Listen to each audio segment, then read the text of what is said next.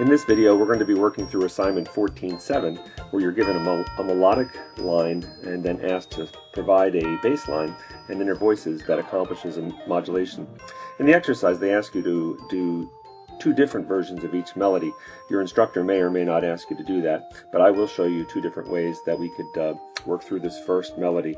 And there's actually a lot of possible solutions. Remember, the idea is to go to a related key. This first example appears to start in the key of G major, and so the keys we can go to, the relative or the closely related keys, are the keys that have one sharp more or one sharp less. So we could go to, let's take one sharp less, that would be C major or A minor.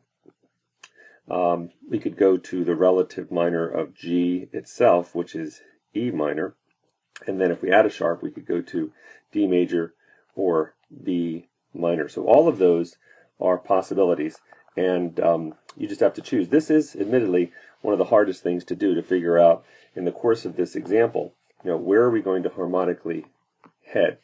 Well, I'm just going to look at the last note in the soprano, and I see it's a C. And why don't we just try going to the key of C, since that is one of the closely related keys.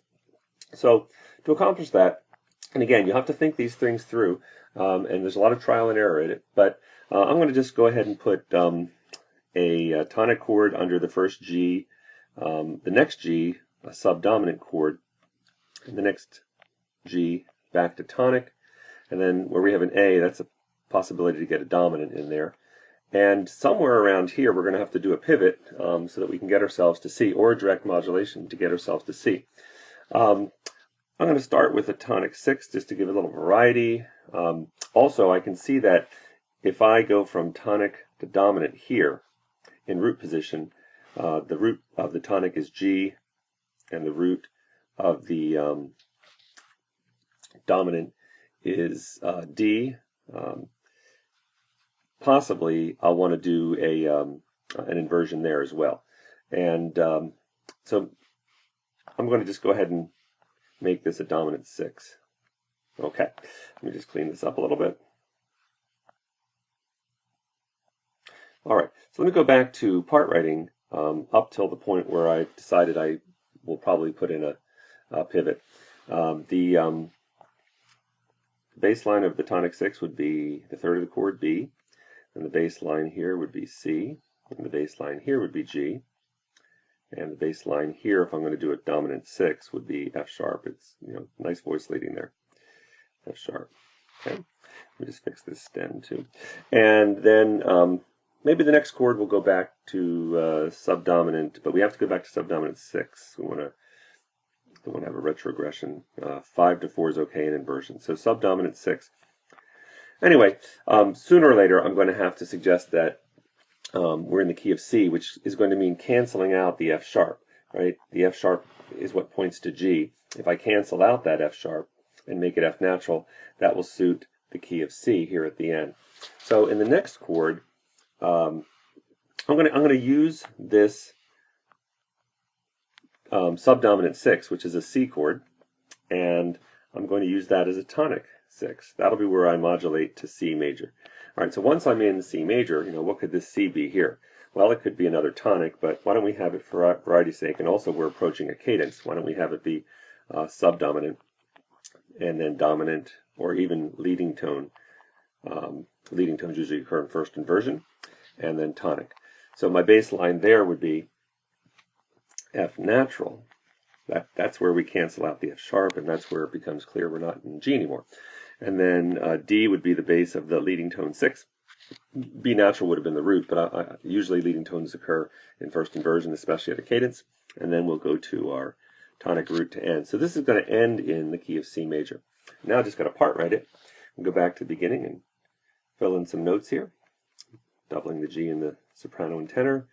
Going to go to a root position here. We need 2 C's and an E, just trying to use smooth voice leading. You can probably find other ways to do this, but this is at least one way to do it. There's my tonic chord, my dominant in first inversion, doubling the soprano in both the tenor and the soprano. And here, I'm going to use an unusual doubling. I'm going to put the E in the bass as the double note. and could have even had the C in the alto and the tenor. This just gives me a little bit more options. And then going to the subdominant chord, FAC, right? There's my A and there's the other F I need.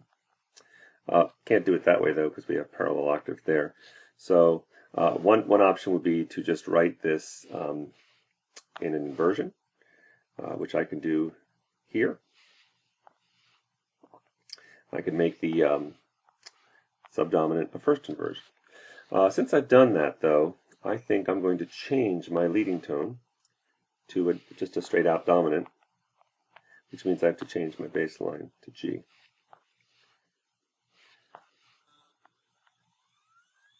Okay, and let me go ahead and part write that subdominant 6 to dominant, and I'm going to do dominant 7 so I can keep the F in the alto. If I would have gone up to G, I'd have parallel fifth. So to avoid that, I'm going to keep the F in the alto and the B here. So this makes it a dominant 7. And then let's make it a full voicing. There we go. Okay, so that is one way that we could have done this. Let me try to bang it out on the piano so you can kind of hear what it's going to sound like. It's not going to be super great. I'm a okay piano player, but here we go. There's the tonic 6, subdominant, tonic, and then the dominant first inversion. And here's our pivot chord. And now we cancel out the F natural, and by the way, I needed to put a natural there, right? So let me play that one again.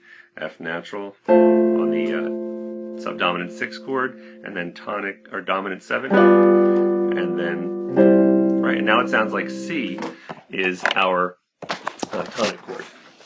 I am going to show you one other way to do this, but I just wanted to point out that we had to put a natural sign here, canceling out the F sharp and making it sound like it's now in the key of C.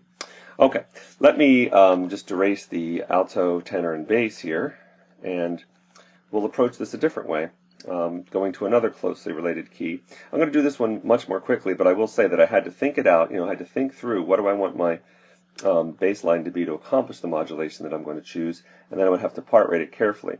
This is one of the harder things that we do in this advanced theory class, but yet it's not impossible. It just takes a little bit of thought. Okay, so the key that I've chosen for my second version of modulating this first melody is the key of A minor. That's a closely related key. Let me also clean up my key signature area here too. Okay, and so to get to A minor, I'm going to have to introduce a G sharp eventually. That's the key note. How I've chosen to do that, let me show you. I'm going to start out very much the way I did in the other, in the other harmonization with the tonic 6. I'm going to also go to a subdominant. So far, I'm doing a lot of, I want to get that tenor up a little higher. So far, I'm doing a lot exactly like I did in the previous one. There's my subdominant. And then I'm going to go back to tonic, just like I did before. Right here. And I also had a dominant 6 here. I'm going to do the same thing. And then in this next chord, I'm going to go to a deceptive cadence, an E minor triad, which is still in the key of G, right? I haven't modulated yet. It's not my pivot chord at all.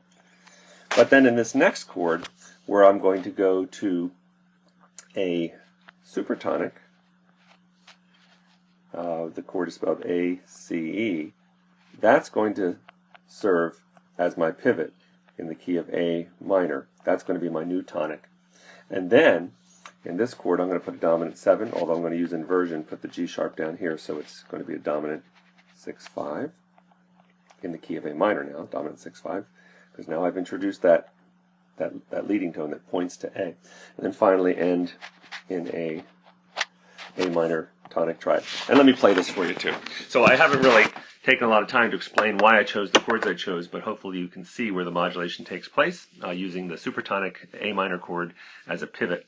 So here it is, the beginning in the key of G. Here's the tonic 6, subdominant, then tonic again, dominant first inversion. Here's the deceptive cadence to submediate. Here's my pivot chord, and now introducing the G sharp, and now my tonic in A minor. So there's two ways, and there's actually many more ways to do this. Let me just erase that. There's two ways to do this that I've shown you, but many other ways. But the key is I chose a chord that in the old key is the supertonic, but in the new key is the tonic, and then I proceeded as if I was in that new key.